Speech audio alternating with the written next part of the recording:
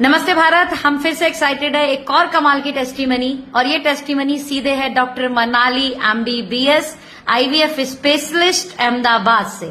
और क्या प्रोडक्ट दिया मैम, और मैं बहुत खुश हूँ। आपका एक मेरे पास चैट आया था वुमेन 1 को लेकर, और क्या था वो पेशेंट को क्या प्रॉब्लम थी, और आपने वो प्रोडक्ट दिया। बताए, जनता जनार्दन सुनना चाहती है आपके मुंह से। मेरे पास एक पेशेंट थी, वो पेशेंट की एज थी 40 इयर्स ओल्ड फीमेल थी वो पेशेंट को अभी मेनोपॉज की एज हो गई थी, तो इरेगुलर पीरियड्स और पीरियड्स के टाइम काफी पेन हो रहा था, पीरियड्स ब्लीडिंग बहुत ज्यादा हो रही थी, क्लोटिंग हो रहा था, सब इरेगुलर था, थोड़ा वाइटिस डिस्चार्ज था।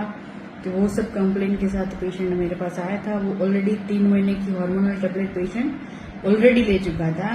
आफ्टर दैट मैंने उनको वुमेन 1 दिया, और नेक्स्ट मंथ ही जब वो after 20 days completion of that syrup patient मेरे पास रिपोर्ट लेके आया, रिपोर्ट भी दिखाई और मैंने फॉलोअप भी लिया कि भी ये सिरप से आपके पीरियड्स रेगुलर हुए, क्लॉट्स और डिसमेनोरिया यानी कि पेन वगैरह में कैसा है। तो पेशेंट को पेन तो बिल्कुल नहीं था ये पीरियड में, क्लॉट्स भी नहीं थे, और नॉर्मल जो रूटीन 3 से 4 दिन का पीरियड्स रहता है, तो वो एक रिजल्ट मिला है। और पेशेंट ने वो रिपीट भी किया, और साथ में कैल्शियम का भी 3 महीने का और आयरन फोलिक भी स्टार्ट करवाया है पेशेंट को। सुपर।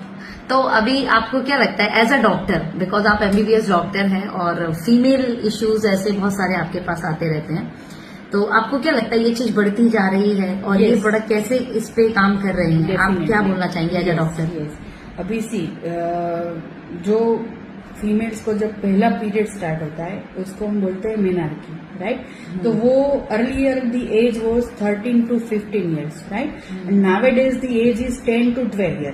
इवन 8 साल की बच्चियों को भी पीरियड्स आने लगे हैं, राइट? पीरियड्स तो आते हैं, बट वो पहले से ही डे 1 से ही वो इरेगुलर रहते हैं with too much of pain and too much of bleeding, right?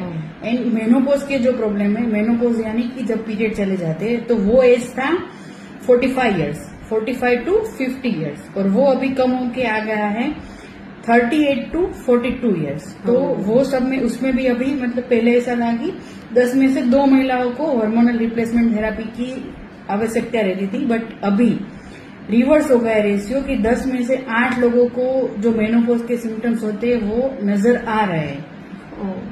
तो वो दोनों में, और इन बिटवीन जो ये इनफर्टिलिटी के इश्यूज आ रहे हैं कि लेट मैरिजेज, अनहेल्दी लाइफस्टाइल और स्ट्रेस, और सबका मतलब वर्क और पर्सनल लाइफ बैलेंस नहीं कर पाते, तो उस वजह से ये इनफर्टिलिटी के केसेस भी बहुत बढ़े हैं। तो ये तीनों केस में इसका जो रिजल्ट है वो तीनों में मैंने लिया।